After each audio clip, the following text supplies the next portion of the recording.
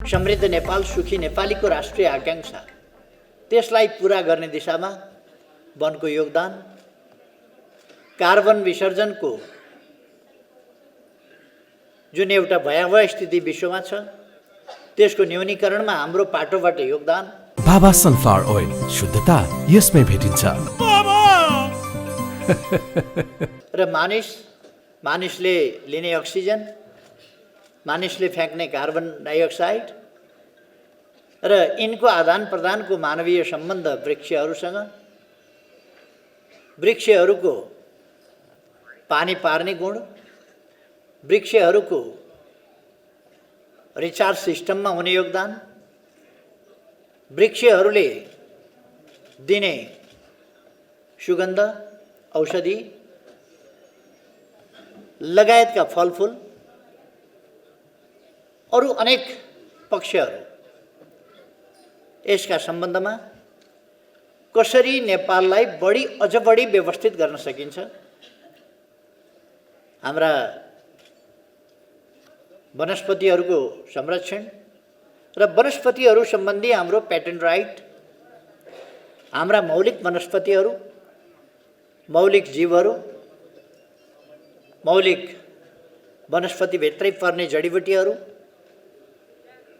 लेउहरू, झ्याउहरू आदि समेतका क्षेत्रमा तपाईहरूले विशेष गहिराईका साथ छलफल गर्नुहुनेछ र त्यस छलफलबाट निस्कने निष्कर्षहरू तपाईहरू जुन क्षेत्रमा क्रियाशील हुनुहुन्छ, सामुदायिक वनको क्षेत्रमा, सामुदायिक वन र सामुदायिक वनसँगै अन्य कुराहरूमा पनि यो अन्तर सम्बन्धित छ, त्यसर्थ उपयोगी हुने गरी तपाईहरूका निष्कर्षहरू निस्किनेछन्, जसले सरकारलाई आफ्ना नीतिहरू निर्माण गर्न, ती नीतिहरूको प्रभावकारी कार्यान्वयन गर्न, राम्रो प्रतिफल प्राप्त गर्न, बढीभन्दा बढी रोजगारीका अवसर सिर्जना गर्न, यस्ता कुराहरूमा ठुलो योगदान पुर्याउनु हुनेछ यस परिषदको निष्कर्षले भन्ने मैले विश्वास लिएको छु। मसँग समय रहेन, झापा जिल्ला, मोरङ जिल्लामा फेरि केही कार्यक्रमहरू अरू छन्, मैले केही कार्यक्रमहरू भ्याउनु पर्ने छ त्यहाँ। त्यसकारण म यहाँ तपाईहरूसँग ऐक्यबद्धताका लागि पनि आएको हुँ र नेपाल सरकार चाहे जुनसुकै प्रकारका वनहरू हुन्, ती सबै वनहरूको सुरक्षा, तिनको समुचित प्रबन्ध व्यवस्थापन र तिनको अधिकतम सुरक्षा, अधिकतम विकास, अधिकतम प्रतिफल, तिनबाट जनताले लिने, राष्ट्रले लिने अधिकतम प्रतिफल, यी कुराहरूको सन्तुलन, यसमा सरकारको ध्यान छ र सरकार कुनै पनि कुरा गर्दा, कुनै पनि काम गर्दा तत्सम्बन्धमा बुझेर गर्न चाहन्छ, बुझेर कदम चाल्छ, अन्धाधुन्दामा होइन। बुझेर कदम चाल्छ र आवश्यक परेका कदम दृढताका साथ चाल्छ। अहिलेको सरकारले देशको समग्र हित, बृहत्तर राष्ट्रिय हित त्यसमा ध्यान दिन्छ। एकपटक नेपालमा हरियो वन नेपालको धन भन्ने प्रचलित शब्दावली थियो। त्यसपछि एकपल्ट नेपालबाट वन विनाशै हुने हो कि नेपाल मरुभूमिकरणतर्फ जाने हो कि वन विनाश रोक्नै नसकिने हो कि भन्ने भयावह स्थिति पैदा भयो।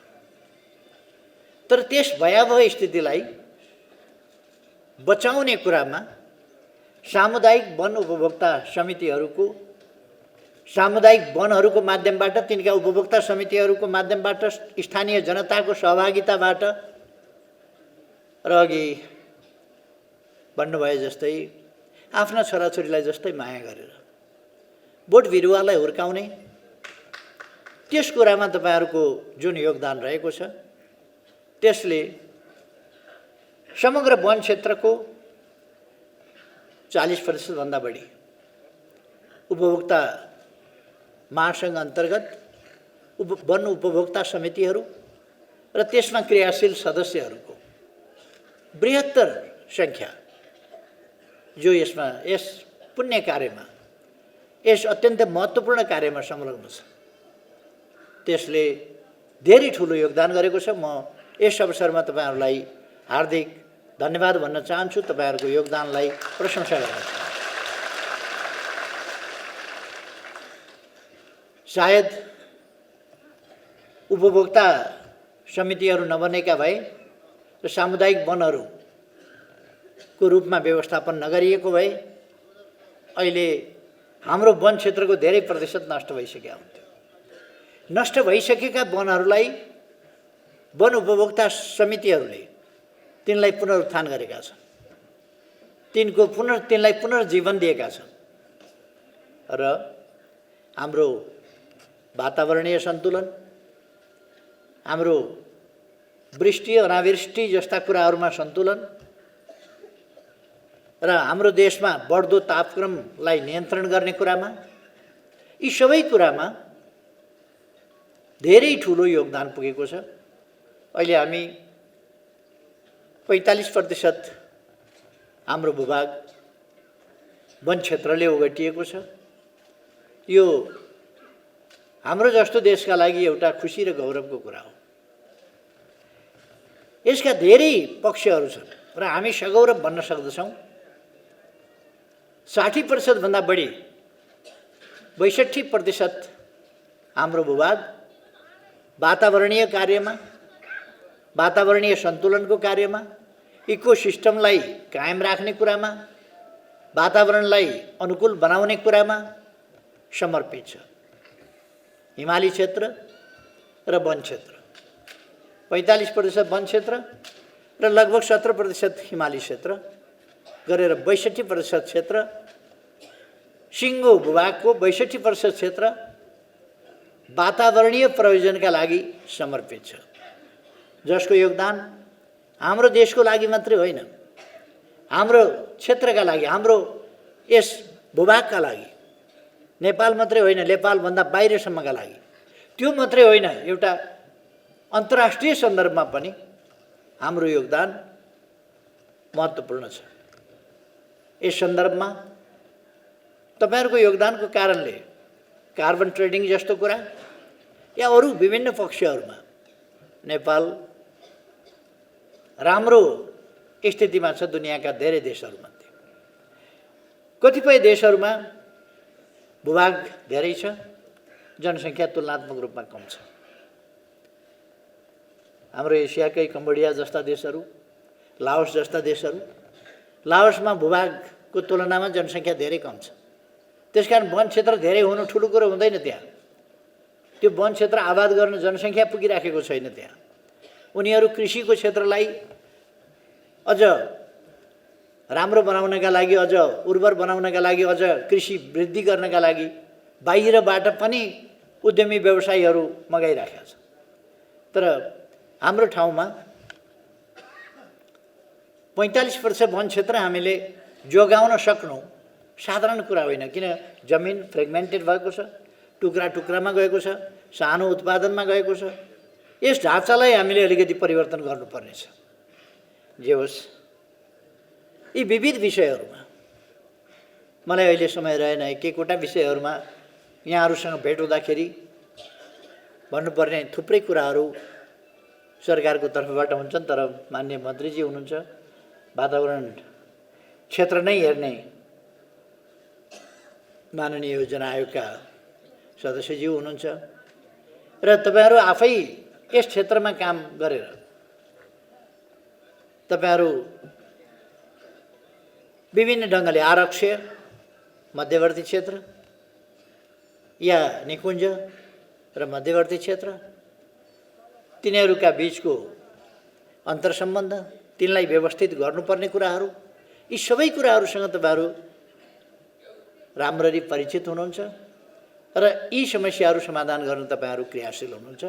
तपाईहरुको यस क्रियाशीलताले, तपाईहरुको यस सजगताले, तपाईहरुको यस जागरणले अझै ठुलो सफलता पाउन सकोस् यही शुभकामना व्यक्त गर्न चाहन्छु।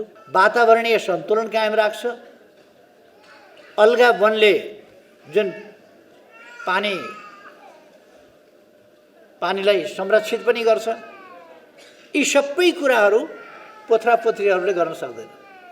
त्यसकारण ठुला रुखहरूको हामीलाई वन क्षेत्र भनेर खालि बुट्यान राखेर वन क्षेत्र हुँदैन, क्षेत्र हुन्छ वन हुँदैन। त्यसकारण हामीलाई वन नै चाहिन्छ वातावरण संरक्षण गर्न। अर्को, हाम्रो प्रकृतिले सालको रुख हाम्रो भूमिमा, संसारका सबै ठाउँमा सालको रुख हुँदैन। हाम्रो भूमि यस्तो हो, कीमती राम्रा चिजहरू यहाँ पाइन्छ। कीमती चिजहरू हात्ती यहाँ पाइन्छ, गैँडा यहाँ पाइन्छ, डाँफे यहाँ पाइन्छ, मुनाले यहाँ पाइन्छ, कस्तुरी मृग यहाँ पाइन्छ, अरू विभिन्न यस्ता जीवजन्तुहरू पाइन्छन्। त्यसै गरेर यहाँ साल पाइन्छ, सतीसाल पाइन्छ, अरू पाइन्छन् र सल्लोहरू पाइन्छ। यिनीहरूको विशेष महत्त्व छ। हल्का रुखहरूको विशेष महत्त्व छ, जसले वृष्टि अनावृष्टि जस्ता कुराहरूलाई सन्तुलनमा राख्दछन्, जसले टेम्परेचर बढ्न नदिने, तापक्रम बढ्न नदिने कुरालाई सन्तुलनमा राख्छन्। त्यसकारण यिनको संरक्षण हुन जरुरी छ। सधैँ एउटै रुख बाँच्दैन, त्यसकारण रुख निकाल्ने तरिका हुन्छ। छिप्पिएपछि रुख निकालिदिनुपर्छ। कलिला रुखहरू उम्रिन दिनुपर्छ र तिनलाई हुर्किन दिनुपर्छ, हुर्काउनुपर्छ। अब यो रुख योभन्दा बढी बढ्दैन भनेपछि त्यसमा धोद्रो पस्न दिने, बुढो हुन दिने त्यो जरुरी छैन। बढ्नसम्म बढिसक्यो र अब यस सालको रुखको पनि उमेर यति नै हो भनेपछि त्यसलाई बिग्रिन दिने आवश्यकता छैन, त्यसलाई ढाल्नुपर्छ। पहिले मैले वैज्ञानिक वन व्यवस्थापन भनेर त्यस नाउँमा यो वन सखाप पार्ने नीति हो भन्ने चाहिँ ठानेको थिइनँ। यो त वैज्ञानिक भनेपछि त राम्रो होला भनेको त वैज्ञानिक नाउँमा त सखाप नीति रहेछ। त्यो सखाप नीति होइन, वैज्ञानिक नीति हुनु पर्यो। दिगो वन विकास नीति हुनु पर्यो, प्रतिफल दिने विकास नीति हुनु पर्यो। र यो कुरा के भने, हामी नीतिहरू बनाउँदा तपाईहरूको साथ लिएर बनाउँछौँ, जनताको साथ लिएर बनाउँछौँ, उपभोक्ताको साथ लिएर बनाउँछौँ। देश विकास गर्नेदेखि लिएर वनको सुरक्षा संरक्षण, जीव जन्तुको सुरक्षा संरक्षण आदि इत्यादि यो सबै कुरा जनताको साथ लिएर बनाउँछौँ। जनताको साथ नलिकन जनता एकातिर सरकार अर्कातिर भयो भने कुनै पनि नीति सफल पनि हुँदैन, कार्यक्रम सफल पनि हुँदैन। त्यसकारण त्यसलाई हामीले तालमेल मिलाएर जानुपर्छ। वनस्पति र मानवको सम्बन्धको बारेमा मैले भनेको थिएँ, प्रकृतिले यस्तो गरी अन्तर्निर्भर बनाएको छ जीवहरूलाई, प्रकृतिलाई, वनस्पतिलाई यस्तो अन्तर्निर्भर बनाएको छ। यो सानो बिरुवा छ एउटा कपुरको, त्यसले पनि अक्सिजन दिइराखेको छ, कार्बन डाइअक्साइड लिइराखेको छ। त्यसर्थ हामी बोट बिरुवासँग काम गर्ने मान्छेहरू अक्सर स्वस्थ हुन्छ र उसको फोक्सो मजबुत हुन्छ। फोक्सो मजबुत हुनुको अर्थ मुटु मजबुत हुन्छ। फोक्सोले अक्सिजन मुटुलाई दिइरहन्छ, मुटु मजबुत हुन्छ। मुटु मजबुत हुन्छको अर्थ त्यसले दिमागलाई रगत र अक्सिजन, रगत मार्फत अक्सिजन पर्याप्त दिइरहेको हुन्छ र मस्तिष्कमा अक्सिजन पर्याप्त पुगेको छ भने मस्तिष्क तगडा हुन्छ। राति प्राय ऐठन किन हुन्छ मान्छेलाई भने कदाचित मुटुले कुनै कारणले थिचिएर केही गरेर राम्ररी अक्सिजन दिमागमा पुर्याउन सकेन भने अनि दिमाग डराउँदै जान्छ। उसले बिउजाउनु पर्यो त्यो मान्छेलाई कि त्यो पोजिसन बदल, होइन भनेदेखि मस्तिष्कमा अक्सिजन कम भइराखेको छ। त्यसकारण त्यसलाई जगाउनका लागि उसले डराउँदै जान्छ र ऐठन हुन्छ। ऐठन भएपछि मान्छे फेरि जाग्छ। अर्थात् यो यस्तो अन्तर सम्बन्ध छ। रुखले अक्सिजन फ्याँक्छ, हामी लिन्छौँ, हामी कार्बन डाइअक्साइड फ्याँक्छौँ, रुखले लिन्छ। आदान प्रदान गरिराखेका हुन्छ। हाम्रो आधा सास रुखले फेरिराखेका हुन्छ, आधा रुखको सास हामी फेरिराखेका हुन्छौँ। कार्बन डाइअक्साइड हामी दिइराखेका हुन्छौँ उसलाई, अक्सिजन उसले हामीलाई दिइराखेका हुन्छ। यता र उता सास साटासाट गरिराखेका हुन्छौँ। हाम्रो सम्बन्ध त्यति साह्रो छ। र सासको साटासाट भनेको चाहिँ यस्तो चिज हो, 3 मिनट सास साट्न पाइएन वनस्पतिसँग भने, अथवा 3 मिनट अक्सिजन लिन पाइएन भने मान्छेको मस्तिष्क मरिसक्छ। मस्तिष्क मरेपछि ब्रेन डेथ, सबभन्दा छिटो हुने डेथ नै त्यही हो, ब्रेन डेथ। मान्छे मरिसक्छ बढीमा 3 मिनट, नत्र 2 मिनटमा मान्छे सिद्धिन्छ। त्यसकारण हाम्रो सम्बन्ध वनस्पतिसँग बढीमा 2 मिनट, त्यो पनि मरिसक्छ। लगभग 1 मिनटभन्दा बढी छुट्टी नै नहुने सम्बन्ध छ। त्यस्तो तपाईँको छोराछोरी घरमा छोडेर आउनुभएको होला, बेलुका गए पनि एकछिन छुट्टिएर केही भइहाल्दैन। तपाईँको श्रीमान छोडेर आउनुभएको होला, तपाईँको श्रीमती छोडेर आउनुभएको होला घरमा, भरे बेलुका जाँदासम्म केही बिग्रिँदैन। तर रुख बिरुवासँगको हाम्रो सम्बन्ध एकछिन छुट्यो भने गयो जिन्दगी। त्यसकारण यो यति महत्त्वपूर्ण विषयमा तपाईँहरू छलफल गर्दै हुनुहुन्छ। मैले फेरि मेरो कुराहरू लम्बिने खतरा भयो, त्यसलाई म टुङ्ग्याउन चाहन्छु। तपाईँहरूको यो परिषदको 8औं परिषदको बैठक सफल होस् भन्ने शुभकामना साथ म यहाँहरूसँग बिदा हुन्छु। धन्यवाद।